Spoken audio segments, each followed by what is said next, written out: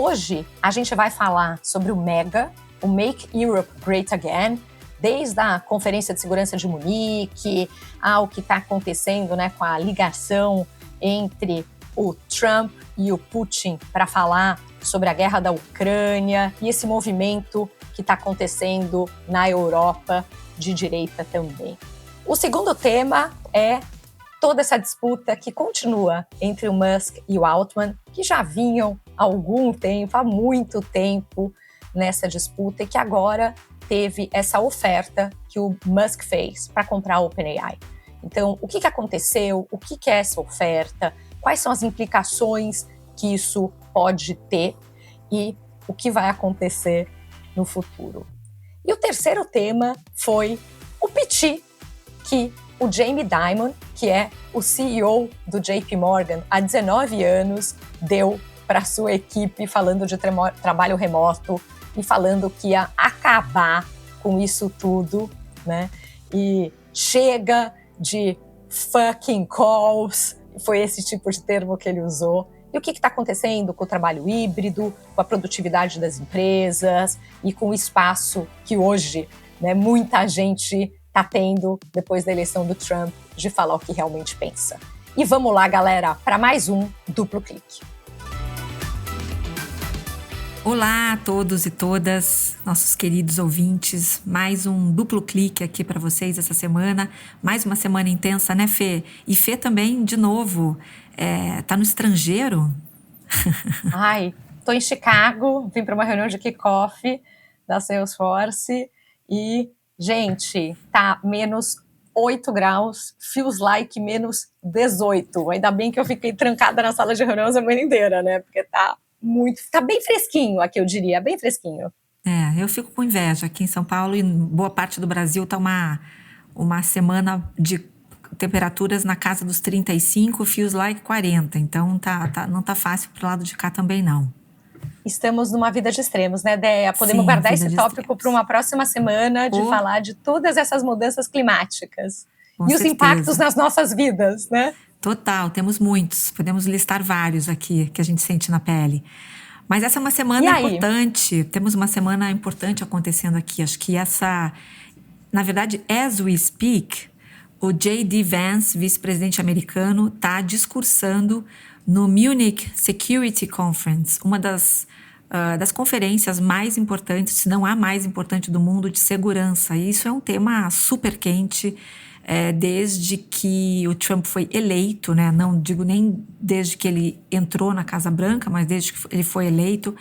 É uma pauta aqui de geopolítica, né? É um tema que eu particularmente adoro, mas que está, enfim, atravessando muitas outras pautas, né? Acho que isso inclusive naqueles Global Risks Reports que a gente viu, no Global Risk Report do World Economic Forum, que a gente viu ser lançado agora no começo de janeiro, em Davos, conflitos armados estão no topo dos riscos para a humanidade, né? Junto com desinformação, junto com crise climática. Então, esse é o motivo pelo qual eu trago esse tema aqui. Não é só porque eu gosto muito de geopolítica, mas porque a gente precisa prestar atenção nisso. Tem muitos desdobramentos aí que vão afetar, enfim, né, cadeias de suprimentos, a situação econômica individual de cada país, enfim, tudo isso vai ser afetado por essas negociações que estão acontecendo. E nesta semana que está acontecendo esse conselho, né, esse encontro, essa conferência, os Estados Unidos, né, começou o Trump abriu uma porta de negociação com o Putin, sem envolver inicialmente a Ucrânia, sem envolver o Zelensky. Isso deixou, assim, criou um mal-estar enorme na União Europeia, assim, como que ele começa a negociar sem uma parte, né, a parte principal ali envolvida. Ele está se aproximando do Putin, né, o Trump e o Putin estão se alinhando, estão conversando, o que torna tudo muito mais estranho e preocupante, né, nesse sentido. E o Trump já anunciou, enfim, que possivelmente a Ucrânia vai ter que fazer concessões que não foram previamente combinadas, né? o Trump tinha como pauta principal resolver a guerra da Ucrânia e resolver a guerra de Israel e Hamas. Isso era algo que ele tinha prometido na sua campanha, tanto que o cessar-fogo de Israel ele já estava por trás ali daquela negociação que aconteceu ali às vésperas da entrada dele na Casa Branca, e agora ele está cumprindo a segunda promessa, que é encerrar essa guerra entre a Rússia e a Ucrânia, porém fazendo com que a Ucrânia tenha que abrir mais concessões, e não só a Ucrânia, né, a Europa, porque o tempo todo que já dura essa guerra, todo mundo sabe que para a Ucrânia conceder, para ela fazer concessões, é uma derrota para todo mundo, porque só dá mais força para figuras como Putin tomarem atitudes como essa, né? Ou seja, se você acaba vencendo, né, uma guerra dessa porque o seu oponente capitulou, os outros ditadores no mundo vão pensar que então não é tão difícil assim a gente fazer isso de novo várias vezes, né? Então esse desejo expansionista do Putin de voltar ao que eles tiveram um dia com a União Soviética é um fantasma que sempre ronda ali os países vizinhos da Rússia, e essa solução que está sendo pregada aí para a Ucrânia pode ser um indício de que o Putin teria vencido essa guerra. Então é muito complexo, é muito assustador que isso esteja acontecendo. Claro que todo mundo quer o fim da guerra, não dá para ficar guerreando indefinidamente, mas os termos em que essa paz vai ser assinada não podem ser totalmente enviesados pelo lado do mais forte, né? Então isso é um assunto que está super na pauta. Nesse contexto, trazendo aqui nosso guru Ian Bremmer, né, que é o CEO da Eurasia, ele escreveu recentemente uma pequena parte da newsletter dele, trazendo o que pode ser um novo mega, né, o Trump com o seu MAGA, Make America Great Again, e um esboço do que seria um mega na Europa, que é o Make Europe Great Again. Então é uma coalizão ali de líderes de extrema-direita na Europa, liderados pelo Viktor Orbán, que é o primeiro-ministro da Hungria, que tem também Marine Le Pen na França, enfim, outros políticos que têm uma representatividade bastante grande, tá? Eles têm inclusive um grupo chamado Patriots for Europe, que tem 86 membros de 14 países e já é o terceiro maior bloco no Parlamento Europeu. Então, eles não são tão pequenos, não. Então, essa turma é a turma que quer fazer Make Europe Great Again. Então, a gente tem o MAGA, talvez venha a ter o MEGA, e isso mostra como a Europa está se organizando aí para ganhar musculatura para entrar nessa, digamos assim, nova ordem mundial que o Trump está trazendo, né? Lembrando que essa semana também teve um AI Summit em Paris, né? E o Macron realmente, né, foi um protagonista ali, anunciando investimentos de 190 bilhões de euros em inteligência artificial para, enfim, realizar toda essa potência. Ele quer que a França lidere o bloco europeu nessa guerra de inteligência artificial que está se desenhando entre Estados Unidos e China. Então, ele não quer ficar para trás, a Europa não pode ficar para trás, e ele, enfim, assinou esse cheque aí, e vamos ver se a Mistral e outras empresas de inteligência artificial europeia conseguem fazer frente aí aos DeepSeeks, OpenAIs e Anthropics da vida. Dea, acho que você tocou vários pontos super importantes, né? Começando um pouco, comentários que vêm à minha cabeça sobre tudo isso que você está contando. Primeiro, esse mundo que a gente já vive, em que as guerras voltaram a acontecer, né? Talvez, como você colocou, elas tenham resultados positivos para o invasor, se realmente, né, tiver um acordo em que as áreas que a Rússia já conquistou vão ser russas, e esse tipo de coisa, ainda mais numa negociação que de alguma forma não está envolvendo a Europa, não está envolvendo principalmente a Ucrânia, né, que foi essa ligação. Me chamaram a atenção alguns pontos, né? Primeiro, o post extremamente bem feito, perto dos posts que geralmente o Trump faz, que é bem aquela coisa, né? O Elon Musk e o Trump, eles são, né, passionais, mas eles saem postando qualquer coisa. Mais ou menos. Porque quando eles vão falar da Rússia, quando eles vão falar da China, eles não saem igual loucos, igual eles fazem com outras situações. Então, acho que esse é um ponto que me chama a atenção. O outro ponto que me chama a atenção é o impacto que tudo isso tem, além dos pontos que você colocou brilhantemente, tem também o impacto que isso tudo tem na economia. Né? Assim, tem várias análises falando que muito do que o mundo prosperou nas últimas décadas é porque o dinheiro do governo e tudo, que antes ia para toda essa parte militar, de proteger os territórios e tal, pôde ser deslocado para outras coisas, para educação, para saúde, por mais que possa ter sido de uma forma super bem feita ou não, que a maior parte dos casos tem um espaço enorme para eficiência. Mas, assim, a gente voltar a ter os países colocando um percentual maior e importante do investimento que eles têm, o percentual do PIB, nesses esforços militares, acaba tendo um impacto na economia como um todo. E eu acho que isso também é um ponto, né?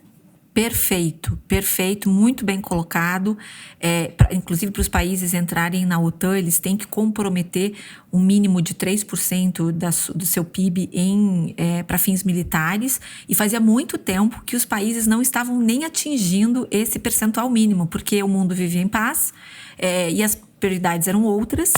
E o mundo prosperou, de fato, desde, enfim, do fim da Guerra Fria, digamos assim, por causa dessa possibilidade de aplicar esse dinheiro em coisas mais úteis para a humanidade, né?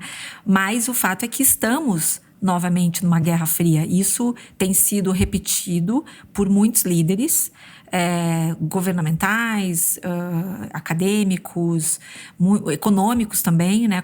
Essa semana teve uma fala também do André Esteves, do BTG, confirmando isso num evento do BTG também para investidores. Então, assim, se consolida talvez essa percepção de que voltamos a viver realmente uma Guerra Fria, e os investimentos vão agora acabar indo para esse tipo de fim. Você vê uma Palantir, por exemplo, que é uma dessas novas empresas militares. O que é a Palantir? A Palantir é uma empresa de dados que é usada para fins bélicos. É uma empresa um tanto misteriosa, ela é bem low profile, quer dizer, agora ela não é mais, porque a ação da Palantir, se não me engano, já valorizou 180% desde que o Trump entrou no poder. É uma empresa que tem muitos contratos com o governo americano. Ela, basicamente, é uma empresa de inteligência de dados que trabalha em casos desde ajudar a Israel nas operações militares para encontrar melhores alvos para seus ataques, né? Até localizar pessoas sequestradas. Então, assim, ela trabalha com basicamente defesa, mas também tem outras frentes menos, digamos assim, militares. Mas o principal business é militar, é um pouco sigiloso, misterioso, eles não contam quais são os países que são clientes deles. Foi cofundada pelo Peter Thiel, também da PayPal Mafia lá, o pai de todos os acho que founders lá do Silicon Valley, um cara controverso, polêmico e tudo mais. É o cara do PayPal. Isso, do PayPal, que acabou hoje, depois ele entrou em várias coisas, e até hoje ele é um cara meio mítico, né? Ele é muito discreto, ele não aparece. Muitos dizem que ele é até mais poderoso que o Elon Musk, só que ele é uma eminência parda, assim, ele navega mais nos bastidores. E o outro co-founder... Tem o lance, né, da máfia dos ex-PayPals, né? Sim, assim, tem o David Sachs, tem o não sei o quê, tem uma galera disso, só pra quem tá ouvindo a gente aqui. John Lonsdale, então, os caras... tem um grupinho... Isso. E que é um grupinho que sempre foi mais republicano, de direita, né, que destoava um pouco. Eram os tech guys mais capitalistas ali, assim, eu acho. Os primeiros bros, né? Os primeiros bros. Que deram origem à série, do que eles chamam hoje de tech bros. Tech bros.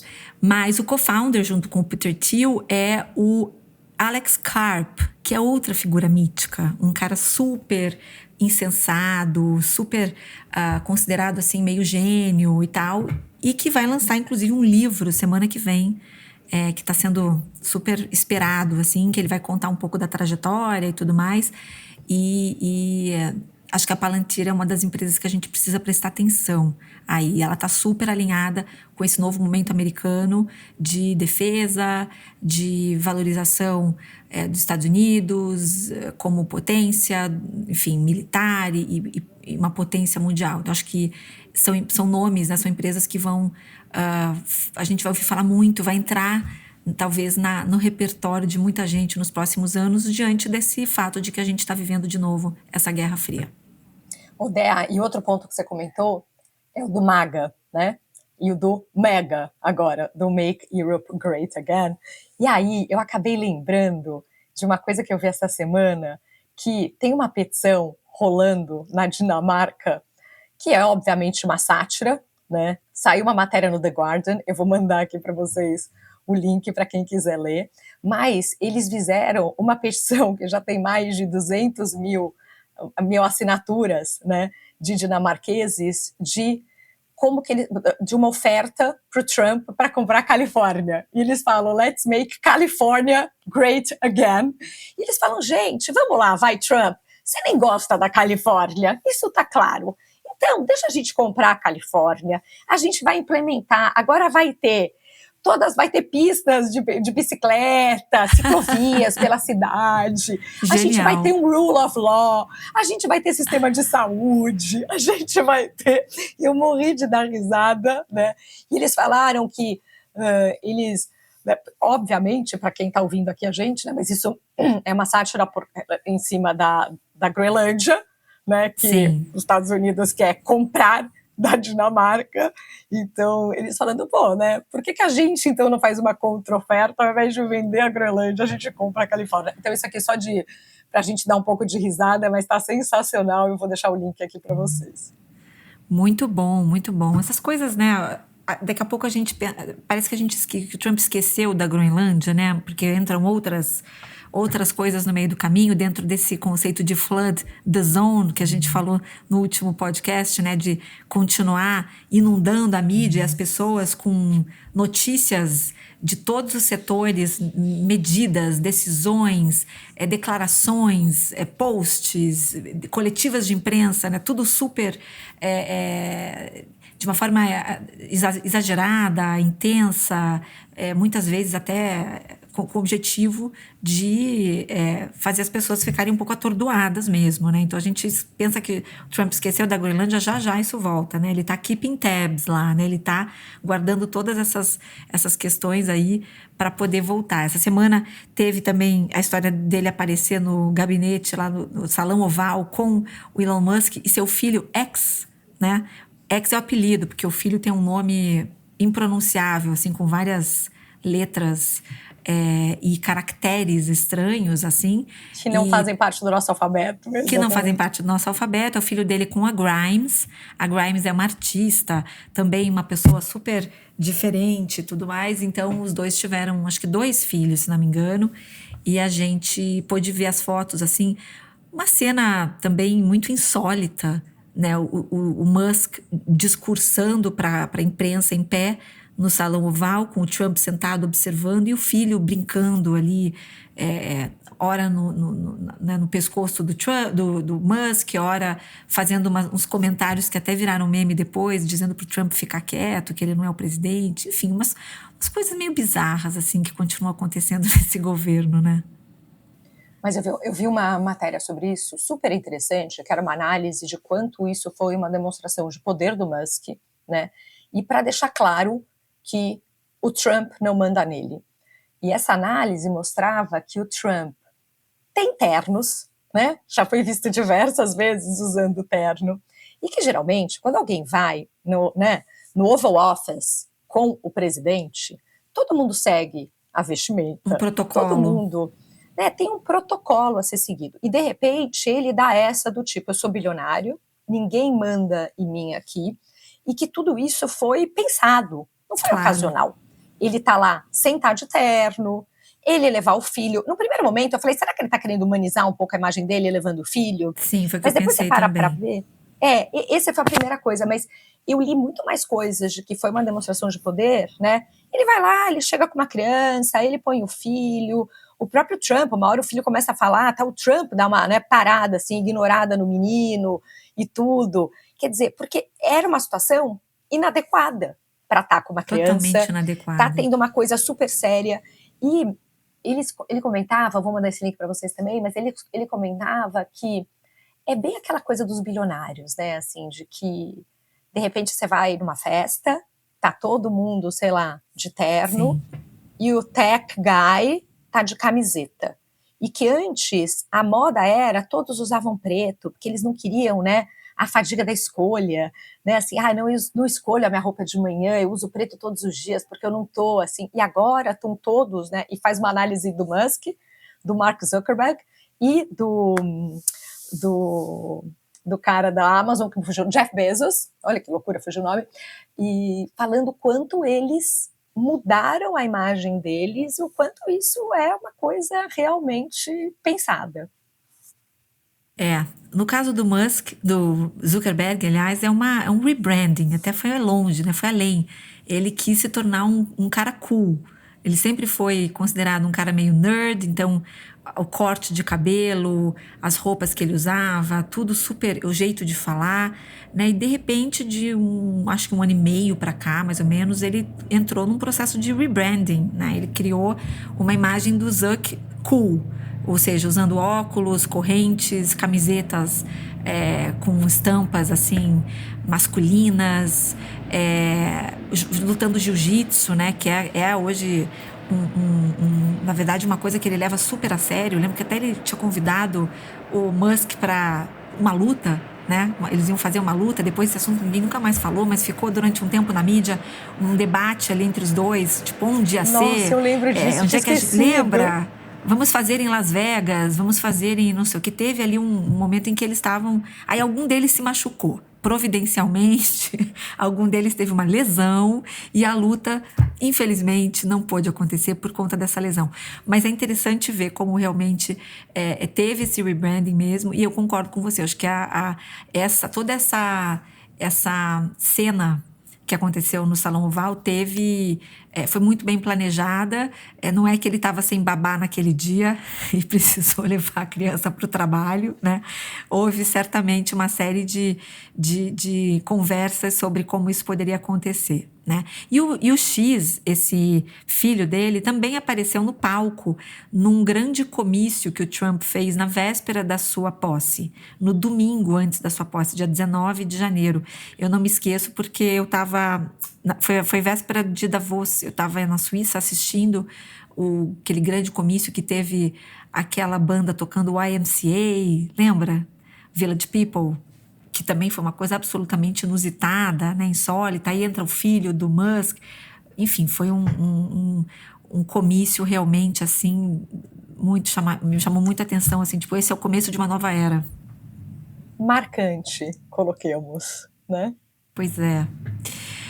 Bom, mas enfim, temos outro assunto importante essa semana, Fê. Eu queria que você nos iluminasse sobre a oferta do Elon Musk para comprar a OpenAI. Acordamos terça-feira com essa grande novidade, que a OpenAI podia mudar de mãos. Exato, né? Veio essa novidade, Elon Musk fazendo, né,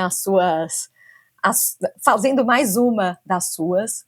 E aí a gente vai um pouquinho para a história, né, Dea? Vai me ajudando aqui com as informações também. Mas a OpenAI foi fundada, né, entre outras pessoas, incluindo o Sam Altman, obviamente, pelo Elon Musk. Então, ele começou a OpenAI, né, junto com alguns milionários, talvez, né, e experts ali em tecnologia, em 2015, e depois, se não me engano, acho que foi em 2009, ele acabou saindo, né?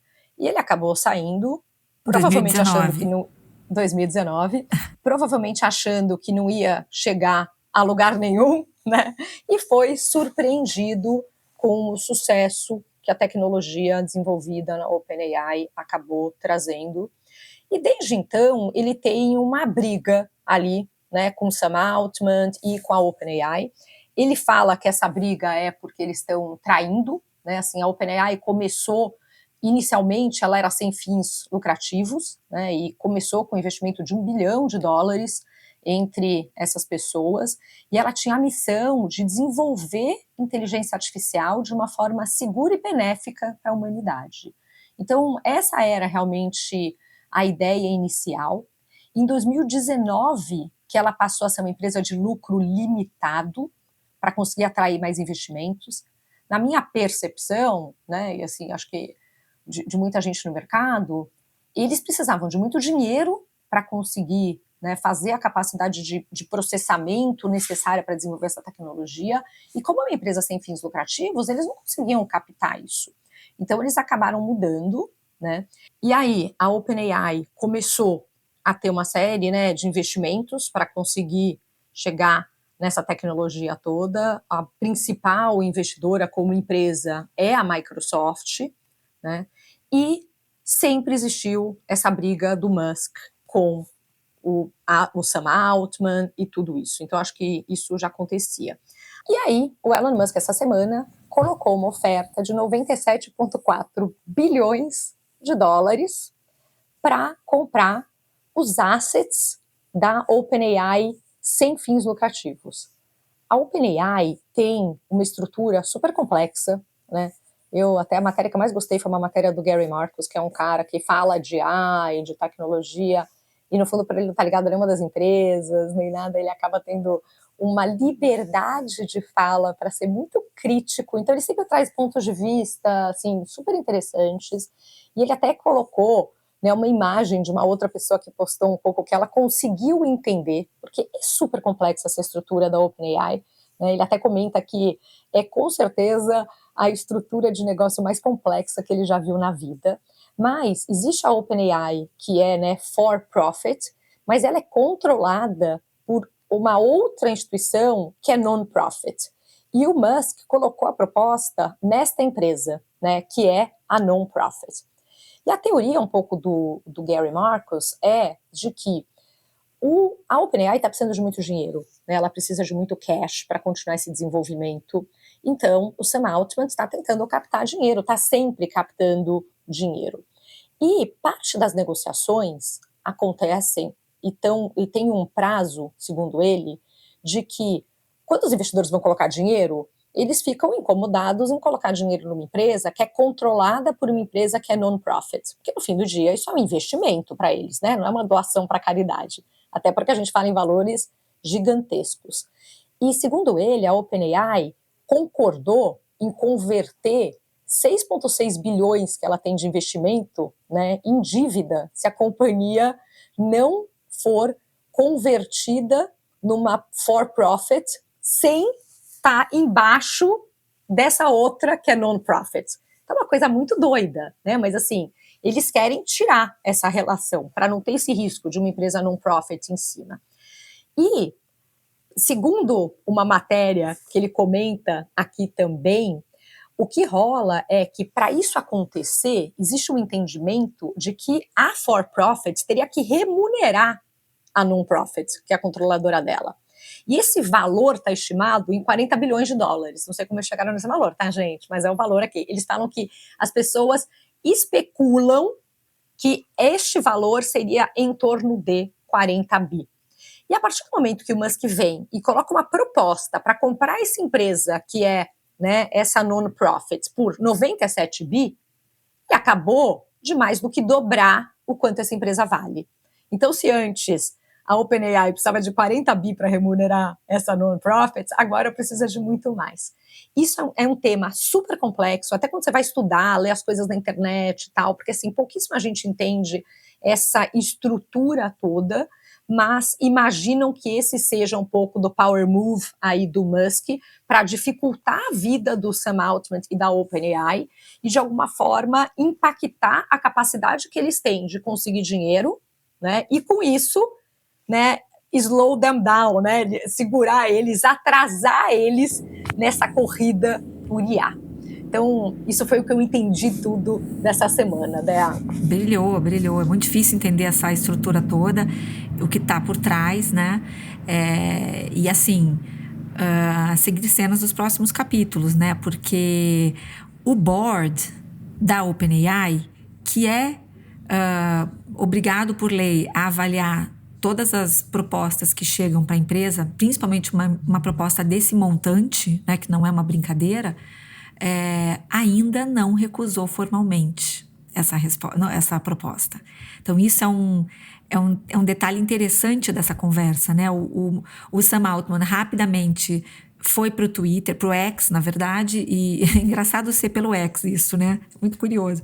Ele foi, imediatamente ele foi pro X e fez uma resposta até sarcástica, né? Falou, não, mas a gente compra o X por 9,74 bilhões, né? Ele brincou que compraria o X do Musk. Ele falou, a OpenAI não está à venda.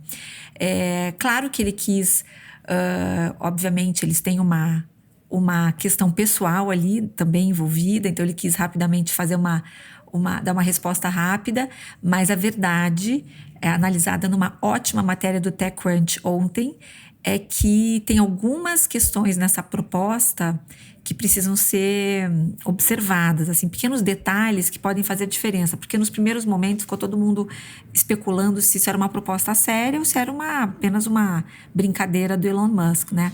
Mas não, ela é uma proposta séria.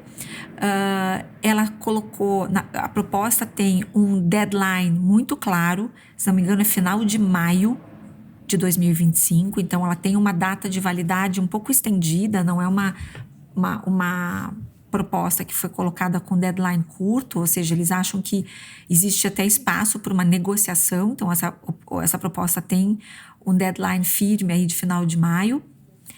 Outro ponto importante dessa proposta do Musk é que ela é totalmente em cash, ou seja, não é troca de ações, não é opções, é cash mesmo. Afinal de contas, o Musk não está sozinho nessa oferta. Ele trouxe 7 ou 8 investidores por trás e esse dinheiro é cash, é muito dinheiro. Ele já se enrolou outras vezes, a própria compra do X, o Musk se enrolou até hoje, ele não pagou o empréstimo para comprar o X. E outro terceiro ponto importante dessa proposta, dessa oferta, é que ela prevê full access, ou seja, acesso total e restrito aos números e às pessoas que trabalham lá. O que poderia dar ao Musk uma vantagem aí de conhecer a cozinha da OpenAI, o que seria bem interessante. Então, é uma proposta que ainda está na mesa, apesar do Sam Altman ter rejeitado imediatamente. Essa resposta tem que ser oficial, tem que ser do board, né? E ficou um pouco na espuma ali, né? O Musk, o Altman, inclusive, deu uma entrevista para Bloomberg em que ele disse que acha que isso tudo é uma grande insegurança do Elon Musk, que ele acha que a vida dele inteira é baseada em inseguranças e que ele não é um cara feliz e que ele lamenta muito pelo Musk, por ele ser assim. Isso foi um grande gossip, né? Foi uma gossip da semana, né? Não é sempre que o Sam Altman fala assim de alguém, né? Então, e o Musk sendo esse cara larger than life, assim, né? Esse cara gigante com essa aparente autoconfiança e essa aparente agressividade no lidar com essas questões muito grandiosas, né? No entanto, o Sam Altman fez esse comentário aí desmerecendo um pouco e dizendo que no fundo ele é um cara extremamente inseguro e infeliz. E ele vira e fala, né? I feel for the guy. I feel for the guy. Ele foi tão elegante. Não, eu adoro o Sam Altman, assim, a forma que ele fala e tudo, acho que é muito bom. E uma outra curiosidade, né, super interessante, é que quem era, né, o chairman, né, a pessoa lá do board do Twitter, na época que teve, né, essa oferta, esse bid lá, gente, acho que eu tô aqui nos Estados Unidos, meu português está sumindo a pessoa, né, mas que teve essa oferta pelo Twitter, era o Bret Taylor. O Bret Taylor, eu sempre acompanho ele, porque ele era co-CEO da Salesforce, quando eu entrei na Salesforce. E depois ele saiu, ele está numa outra empresa hoje, mas ele era, né, o chairman do board, e ele é hoje o chairman do board da OpenAI. Ou seja, o mesmo cara, casa, que até tem uma matéria da Fortune falando, né, que o Bret Taylor está tendo que, de novo, viver, né, depois de todo o drama, né, do takeover lá do Twitter, agora ele vai ter que passar por isso de novo, nessa discussão na OpenAI. Então, pelo menos ele já tem experiência em lidar com esse tipo de coisa, sabe, né? lidar com o Musk. Então, acho que isso é super interessante a gente observar. Isso deve ter desdobramentos aí nos próximos dias. A OpenAI ainda não sei se todo mundo lembra aqui, mas depois que houve aquele episódio da demissão do Sam Altman como CEO da OpenAI, 1 ano e pouquinho atrás, houve uma debandada dos grandes talentos da OpenAI, os founders, os co-founders, na verdade, Ilya Sutskever, a própria Mira Murati, Peter Deng, vários nomes que ou eram co-founders ou eram líderes de áreas importantes da OpenAI foram desembarcando, né, alegando, enfim, conflitos de visão com o próprio Sam Altman. Ele foi ficando, né, ele conseguiu ficar. Ele é um cara muito inteligente, muito poderoso, mas fora o Sam Altman, talvez o outro grande nome que sobrou na OpenAI é o Kevin Weil, que é o seu CPO, Chief Product Officer, que eu tive a oportunidade de assistir agora em Davos, em 2 casas, inclusive. É um cara que fala super bem, é um, sabe, next door guy, assim, você nunca diria que o Kevin Weil tem, sei lá, um cargo como esse, né, Chief Product Officer do ChatGPT, ou seja, um cara extremamente importante na estrutura da empresa e que eu almocei do lado dele, por exemplo, num dos dias lá em Davos. Um cara que parece, você podia ser amiga dele, assim, um cara super tranquilo, acessível e Achei tudo mais. Ele extremamente carismático pela entrevista super que eu assisti carismático. dele. Eu não almocei, assim, do lado dele, mas eu assisti uma entrevista. Eu fiquei nervosa, confesso, mas assim, não pedi selfie, gente, dessa vez eu liberei porque ele estava almoçando, achei que pegava um pouco mal, pedi uma selfie para ele ali. Mas, só para dizer que assim, não sobrou mais ninguém de grandes nomes lá dentro. Então, o Sam Altman é essa pessoa que, enfim, carrega, de uma certa forma, essa empresa nas costas. Isso é uma coisa bem interessante na medida em que o Musk também é esse cara, né? Você não ouve falar em quem são os grandes nomes ali por trás da Tesla, né? Ele é como se fosse na Tesla, na SpaceX, todos os negócios do Musk, a gente sempre só ouve o Musk falando e sendo o porta-voz dessas empresas, né? Não ouve falar, não tem um cara número 2, número 3 que vai dar uma palestra ou que vai falar, é muito difícil. Então, no caso da OpenAI, para mim só existe o Musk e o Kevin Weil. Mas temos um outro tema interessantíssimo que aconteceu essa semana também, que eu queria trazer aqui para a gente debater, que foi piti que o Jamie Dimon deu ontem numa entrevista, né? Piti, achei ótimo. Um faniquito. Se fosse mulher, eu falar isso, né? Deu um piti. Né? Deu um piti. Homens não dão, né? Só mulher. Deu piti. Foi um piti. Só para trazer contexto aqui, Jamie Dimon está há 19 anos no comando do JP Morgan. O JP Morgan é o banco que acho que tem mais assets sob gestão no mundo. É o maior, o segundo maior banco do mundo, talvez, em ativos. E por isso, quando o Jamie Dimon fala, todo mundo presta atenção, né? Ele é conhecido por ser muito franco, muito direto. Ele dá muita entrevista, ele é muito acessível. Eu já vi o Jamie Dimon falando 2 vezes. Na verdade, assim, parece que ele fez um desabafo sobre o trabalho remoto, dizendo que acabou essa bagunça no JP Morgan, que daqui para frente acabou. Quem quiser trabalhar, vai trabalhar no ritmo que eles impuserem, do jeito que eles querem, e acabou essa farra, né? Ele disse que ele está, desde a pandemia, trabalhando 7 days a week, né? 7 dias por semana, todas as semanas, desde a fucking Covid. Falou nesses termos, e que quando ele chega no escritório, cadê as pessoas? Estão no Zoom. Ele fala, chega disso. No Zoom, fica todo mundo falando mal dos colegas nas mensagens paralelas, ninguém presta atenção, ninguém dá a devida importância àquele momento. Quando alguém quer se reunir comigo, essas pessoas têm minha total atenção, ninguém traz celular e fica olhando o celular quando estão em reunião comigo. Então, acabou esse negócio de Zoom, onde ninguém está prestando atenção e aquela reunião acaba sem sentido nenhum. Ele falou, não quero mais reunião, ninguém vai trazer um fucking telefone aqui numa reunião comigo. E é isso, acabou. Vai cortar também vários projetos de DEI, né? Disse que vai continuar comprometido com a pauta, porém vai cortar vários programas que ele acha que foram um desperdício do dinheiro e da energia deles. Então foi assim mega balde de água fria em quem tinha uma turma lá no JP Morgan que estava fazendo uma petição para manter o trabalho híbrido, e ele falou assim: eu não tô nem aí para essa fucking petition. Não vou nem perder meu tempo com essa fucking petition. Então, foi nesse nível a conversa do Jamie Dimon. Eu achei esse um tema super quente, porque a gente está ainda para muitas empresas, ainda tentando se segurar ali no híbrido, 3 dias na semana, 4 dias na semana. E, obviamente, cada vez que uma empresa como o JP Morgan corta esse modo, né, esse formato de trabalho, isso acaba impactando muitos outros setores também, né, Fê? Nossa, Dé, eu tô guardando para não rir alto aqui enquanto você tá falando. Eu, de certa forma, e calma, gente, não me julguem antes de eu explicar, eu achei maravilhoso, entendeu? O pitch que ele deu.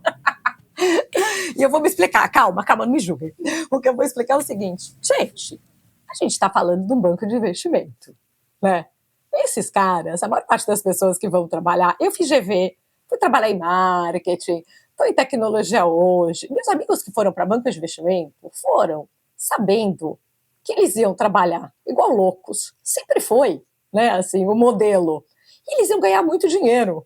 E é isso. Então, o que eu dou risada é assim, nesse caso, eu acho que não é uma surpresa, né, Dea? Não é que a pessoa entrou numa empresa pelo, sei lá, o impacto que vai fazer no mundo, pelo propósito, pelo que for. E, de repente, nossa, que loucura, entendeu? E eu acho que, no fundo, muitos CEOs gostariam de dar um piti desse jeito. Mas eles não podem. Eu acho que agora... Vamos ver. Então, Fê, eu acho que acho que o importante é analisar aqui, muito menos do que entrar no mérito se ele está certo, se ele está errado, porque obviamente ele tem todo o direito de falar, ele é o CEO, ele pode falar o que ele quiser e a cultura do banco. E ele fala, banco, vocês têm livre-arbítrio para trabalhar onde vocês quiserem. Exato, mas ninguém é obrigado a trabalhar decidirem aqui. E escolherem trabalhar aqui, é assim, né? Obviamente a forma foi super agressiva, totalmente inadequada, né, para uma posição. Por isso que a gente está falando. Ele deu um piti, né, gente? Deu um piti. Mas o que eu acho mais interessante dessa história é que por que ele deu esse piti agora, né? Porque começou desde a entrada do Trump na Casa Branca, começou um ambiente em que as pessoas em posições muito parecidas com a do Jamie Dimon se sentem agora confortáveis e seguras para dizer esse tipo de coisa. Isso não era permitido até 2 meses atrás. Você não poderia dizer certas coisas, você não poderia admitir certos pontos de vista, né? E agora, o que está acontecendo é que tem muita gente saindo do armário no sentido de expor de volta as suas opiniões, que agora elas não se sentem mais amordaçadas.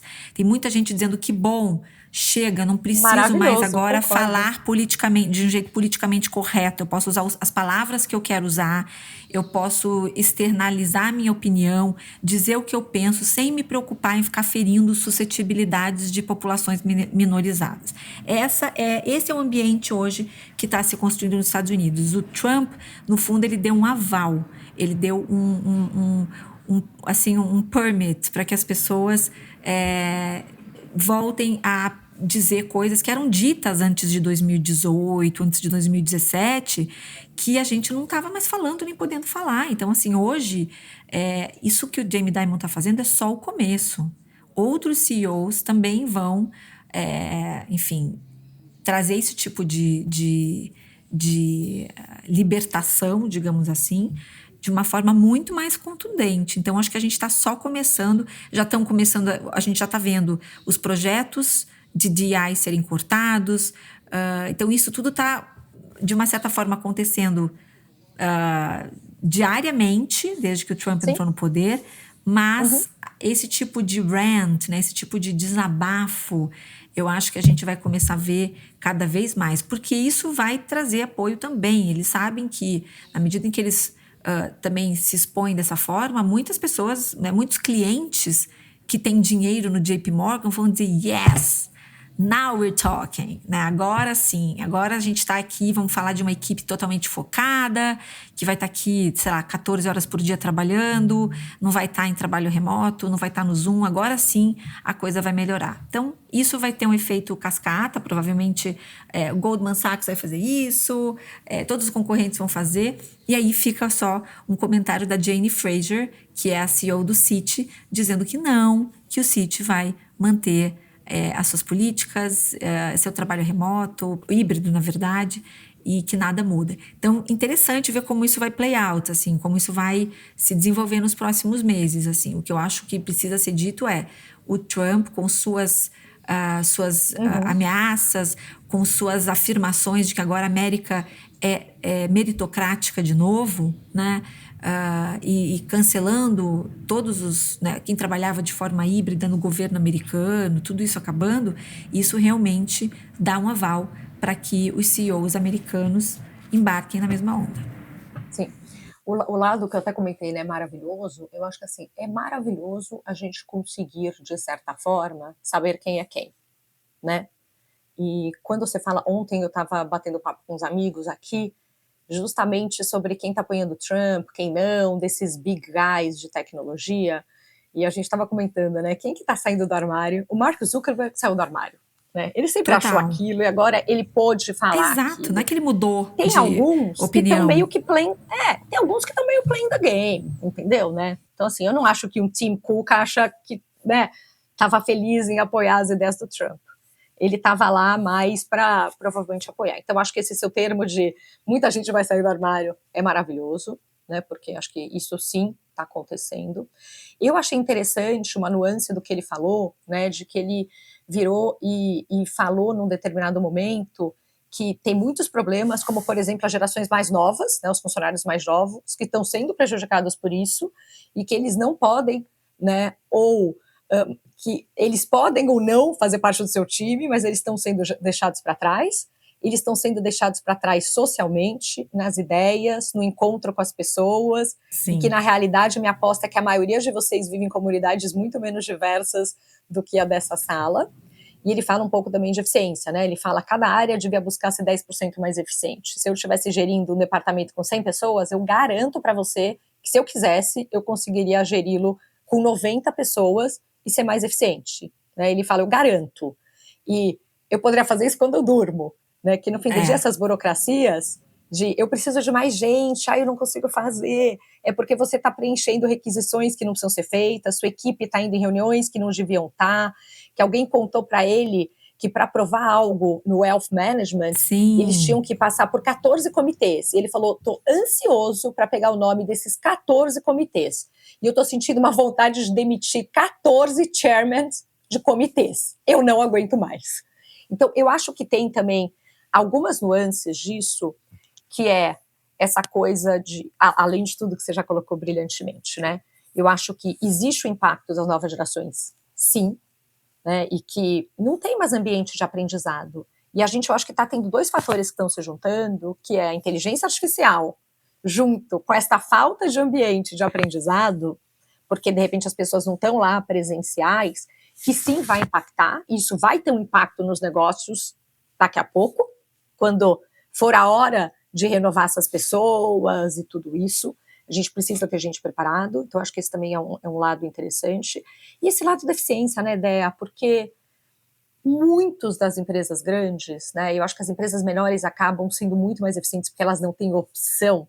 Mas as empresas grandes, começa esse negócio, 20 mil reuniões que você entra, não tem. Cara, qual é o objetivo da reunião? A gente está aqui para fazer o quê? O que a gente tem que decidir? Vamos para a próxima. Né? Assim, como que as pessoas estão colocando as coisas na agenda delas? Elas estão priorizando as coisas certas ou não? Então, acho que tem muitas conversas aí no meio que não estão só no trabalho híbrido, mas estão nessa discussão de eficiência, que não necessariamente eu quero destruir sua vida pessoal, mas é responsabilidade de cada um também, né, conseguir gerir sua agenda para garantir que você está dedicando as horas de trabalho no que faz a diferença. E aí é que eu acho que tem uma defesa do trabalho híbrido também. Tem coisas que eu em casa eu sou 300 vezes mais eficiente do que se eu estou sentada no escritório. Então eu acho que tem um lado aí, mas acho que tem uma conversa além do que você colocou de posicionamento das empresas quem são as empresas que vão se posicionar como as super agressivas e como elas, de repente, vão se posicionar como empresas, né, talvez com profissionais mais maduros, com pessoas que vão estar lá fazendo um trabalho porque tem uma flexibilidade, esse é o motivo para estarem naquela empresa, e você vai em todos os níveis, talvez ter pessoas muito mais maduras e preparadas para fazer o trabalho. Então, eu acho que começa também a ter uma diferenciação desse ponto de vista dos próprios consumidores escolherem qual que é o perfil de empresa que eles querem, né?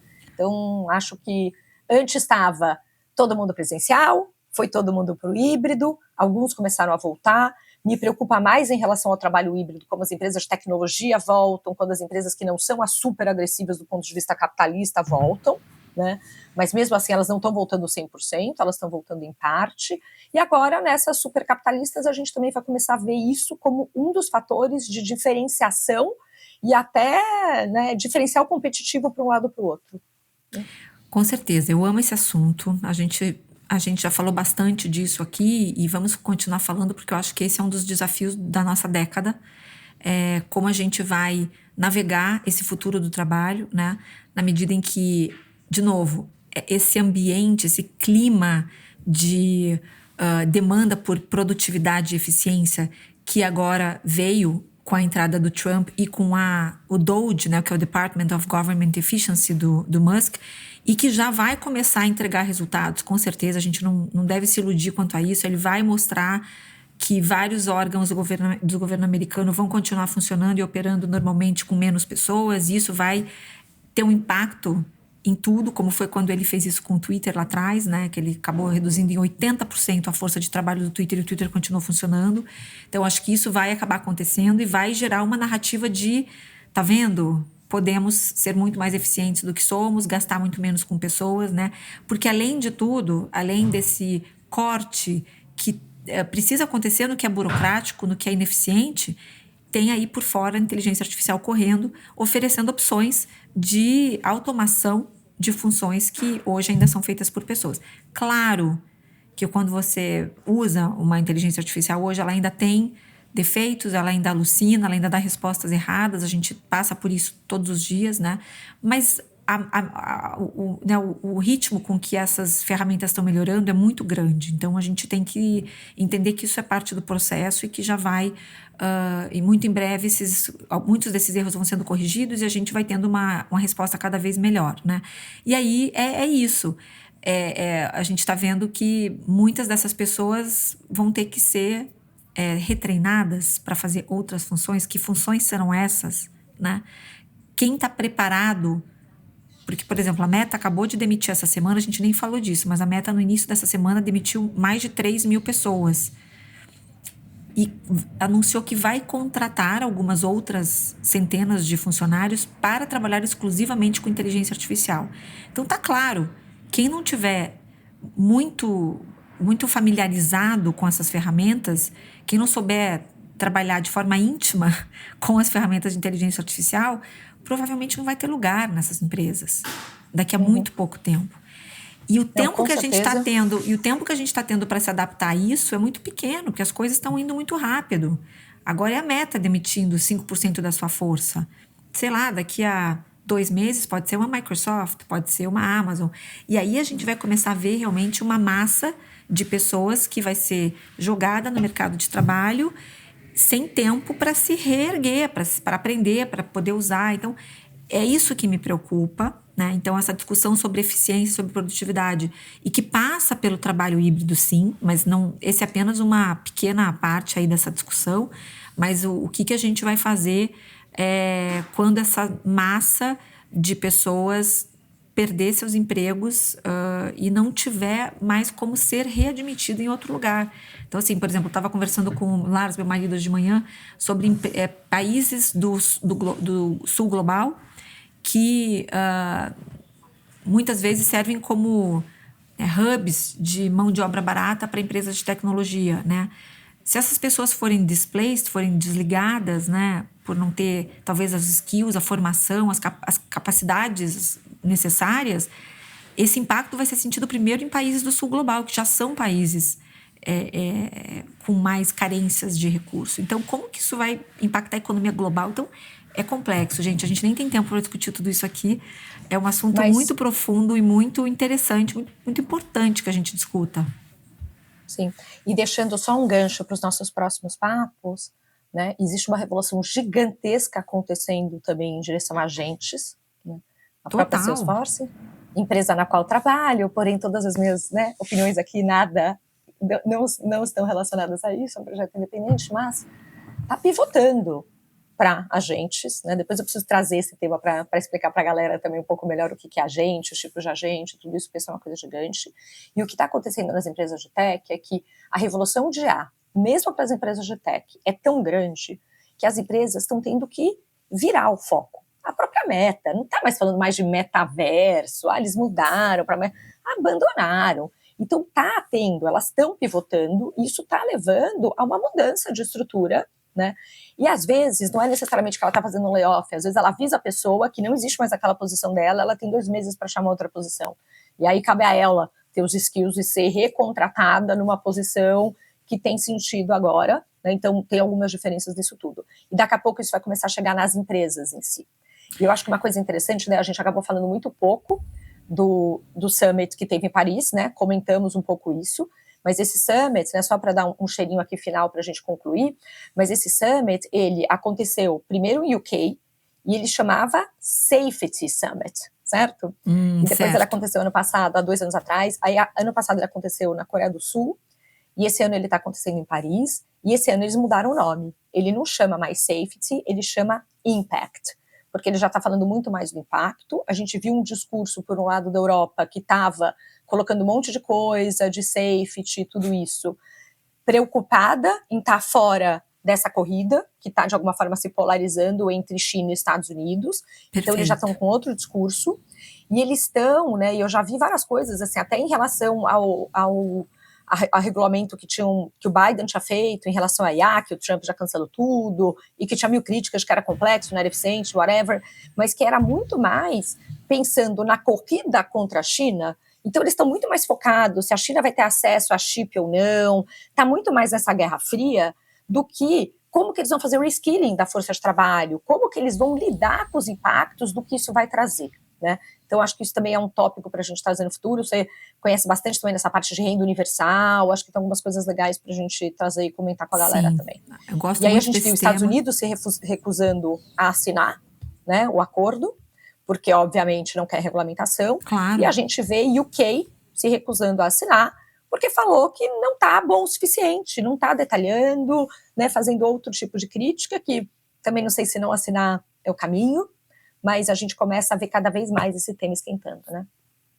Muito bom. Comentários finais, né, desse tópico para a gente conseguir encerrar, senão a galera vai ficar com a gente aqui 1h30, né? Não, acho que a gente precisa voltar nesse tema. Eu sou muito a favor da gente discutir como sociedade isso, porque acho que não está se falando o suficiente. Em Davos foi uma pauta muito importante, principalmente no The Dome, que é um dos espaços que eu frequentei muito, que é organizado pelo MIT, onde você vê a academia, né, o Joshua Bend, o Max Tegmark, enfim, outros acadêmicos muito preocupados com isso. E, enquanto isso, Dario Amodei da vida, Kevin Will da OpenAI, downplaying isso, né? Tipo, eles reconhecem que vai ser necessário um rearranjo da sociedade como ela é hoje. A gente vai ter que desenvolver uma nova estrutura, talvez, de sociedade, mas não acham que isso deveria impedir a velocidade desse avanço. Então, é bem polarizada também essa visão. A academia alertando para os riscos dessa massa de pessoas que vão se tornar, de repente, obsoletas da noite para o dia, porque é muito rápido mesmo. Não é como a Revolução Industrial, que todo mundo teve tempo para se preparar. Agora vai ser muito rápido. Outros riscos também, como vieses e tudo mais. E os líderes das empresas de AI minimizando esses riscos e considerando quase que externalidades, né? Então, acho que isso é um ótimo ponto, é uma discussão ética, que passa por ética, e que é bem, bem importante. A gente vai ver provavelmente isso também no SXSW, né, Fê? Acho que esse vai ser um dos temas. Sim. E vamos continuar de olho. E eu acho que tem muito isso, né? Assim, a gente vê alguns líderes que ignoram, não falam sobre isso, e a gente vê outros, né? Como o Dario Amodei, como o Sam Altman, que falam que isso é preocupante, que vai sim ter uma revolução grande e que defendem a renda universal. E eles acham, é engraçado que eles apontam essas questões, mas eles não acham que seja problema deles, entende? Eu já vi o Sam Altman falar, o Dario Amodei falar, eles falam, olha, gente, nós estamos aqui fazendo o nosso papel, que é desenvolver IA, tá? O papel dos governos, mundo que se vire. Os governos e a sociedade civil organizada é que tem que trabalhar para colocar os guardrails, né, os limites, as fronteiras de o que a gente pode e não pode fazer. Mas não é nosso papel parar ou pausar esse desenvolvimento. A gente está fazendo o nosso job aqui é continuar correndo aqui para a gente chegar lá. O job de regular, de colocar limite, é de vocês. Então, muito engraçado também como eles lavam as mãos com relação a isso. E, enfim, talvez estejam certos, não sei. Mas que a gente está muito atrasado, né? A gente está. A OpenAI faz, né, uma pesquisa para falar da importância de renda universal e o que aconteceria e tal. E como se, né... Mas é essa posição, assim, nossa, precisamos de renda universal, ponto. Defendo a ideia, mas nada vou fazer. E a verdade é que a gente até tinha essa discussão quando eles lançaram, né, o ChatGPT lá atrás e tudo, mas agora já abriram a caixa de Pandora e não tem mais como segurar essa corrida. Não. Então, o que deveria estar sendo discutido é tudo isso. E acho que existe, né, um foco para o lado errado, né, ali na direção da onde a gente precisa estar. E é isso, né, Dea? E assim encerramos mais um Duplo Clique. Mais um Duplo Clique, temos um episódio. Foi muito bacana. Volta logo aí de Chicago. Essa próxima semana... Eu volto já à noite, amanhã já tô aí. Perfeito. Próximo episódio a gente vai estar no mesmo fuso, vai estar mais fácil para todo mundo. Vai. Obrigada, Fê. Obrigada, Mig, nosso produtor, pela ajuda aqui. Obrigada, Mig. E a todos vocês, a quem ficou até o final, né? Super obrigada. A gente está super feliz com as mensagens que a gente recebe pelo Instagram e tudo. E contente de estar conseguindo, de alguma forma, participar da vida de muitos de vocês com 1 horinha por semana. Obrigada, gente. Boa semana.